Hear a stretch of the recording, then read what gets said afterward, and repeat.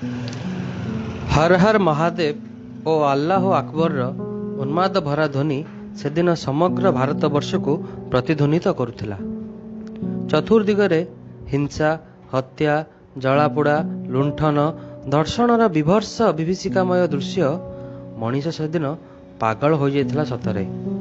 जेउ माटी उपरे वर्षे नुहे कि 2 वर्ष नुहे हजार हजार वर्ष धरी विभिन्न जाति धर्मर मनीष एकत्र भातृ मैत्रीर बंधन रे बांधी होई प्रीतिर गीत गाउथिले, सेई माने सेदिन सते जेपरि कौनसी एक शैतानी शक्तिर सम्मोहन रे रक्तमुखा होई उठिथिले।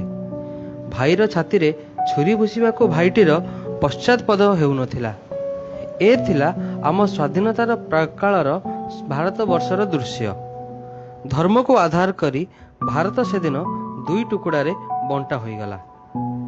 स्वाधीनता प्राप्ति पूर्वरु क्षमतांध पंडित जवाहरलाल नेहरू एवं स्वार्थनेशी मोहम्मद अली जिन्ना मध्यरे सर्वोच्च क्षमता प्राप्ति को नहीं से जो छक्का पंजा खेलर शुरुआत है, सेही असमाहित सर्वग्रासी क्षमता प्राप्तिर लालसा आगरे बिचरा बली पड़गला आमर प्रिय जन्मभूमि अखंड भारतवर्ष।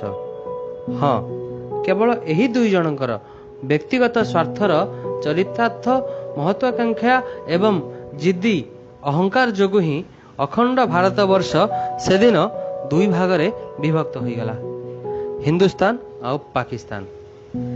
देश विभाजनर सही करुण कहानी पढ़िले एबे भी छाती थराई एक दीर्घ श्वास आपे आपे बाहरी आसे। विभाजनर 70 वर्ष व्यवधान परे मध्य एबे भी भारत वर्षर केउ कोणरे माटीए पुओ पाई, पाकिस्तान केउ कोणरे भौणीटीए हृदय तार हजि जाइथिबा भाई पाई नीरवरे निवृत्तरे अश्रुपात करे। असुमारी हृदय आज भी गुमुरी गुमुरी बिलिपि उठे। देश विभाजनर सेदिनर सही दृश्य जेतिकी थिला करुण सेतिकी विभर्ष।